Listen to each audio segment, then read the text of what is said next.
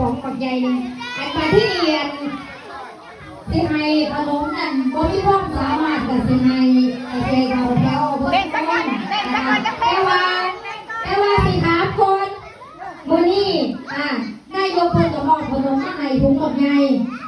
นายกเทศบาลตำบลขามป้อมซื้อว่าจังไหนผู้ใดรู้จักยกมือขึ้นหนูค่ะเสียง่ายๆหน่อยพี่บอกโอ๊ยใส่แล้ว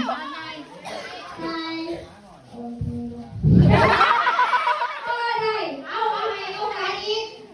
ผู้ใดผู้ว่านายกซื้อว่าจังไหนยกมือขึ้นนายอนุชิตอินหอมลูกหลานกันยกมือให้มันทันนายอนุชิตอินหอมครับไปนี้มอบรางวัลเด็กสำหรับคนเก่งเนี่ยนี่มาที่นี่สินะมานี่ผู้ใหญ่บ้านมาน้องเสด็จซื้ออย่างเนาะผู้ใหญ่บ้านมาน้องเสด็จซื้อเอาบุญแล้วมาที่ไหนหนูก็ตอบได้อยู่ค่ะหนูตอบได้ทั้งหมดนี่ผู้ใหญ่บ้านมาน้องเสด็จชื่อจริงว่าอะไร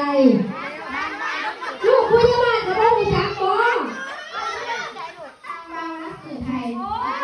บางรักเกิดไทยชื่อไว้นี่เด้อ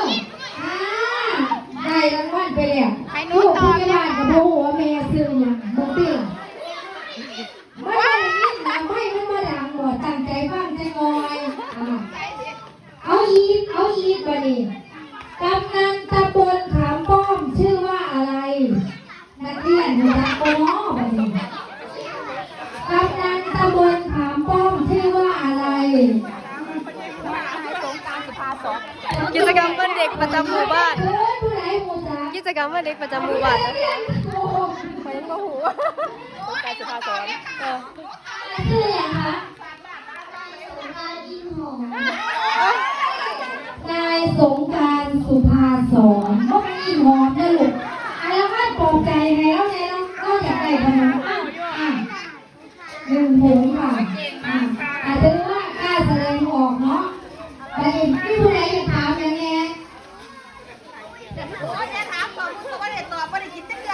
ตอบไม่ได้ที่ไม่ได้กินมาจากอันนี้คืออันตอบไม่ได้กับเด็กกินอยู่แต่ว่าตัวนี้เป็นกล้าแสดงออกก่อนที่เปิดเพลงให้เต้นผู้ใดเต้นงามก็สิได้หลายกว่ามู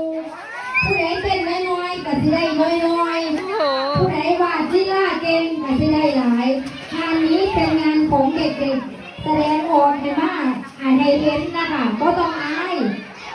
ผู้ใดอายขนมก็สิบ่ได้หลายผู้ใดบ่อายสิได้ขนมหลายอันซิต้าเอาจักรยานลบอีกจักหน่อยนะลูกไม่ยันนิ้วถอยหลังอีกจักหน่อยไปนั่งข้างหลังคุณไม่ยันนิ้วแล้วก็มาถ่ายแจกขนมเนื่องจากว่าลูกสาวบ่มานะคะก็ฝากขนมมาให้แจกนะคะเปิดเพลงดังๆลูกตายให้ได้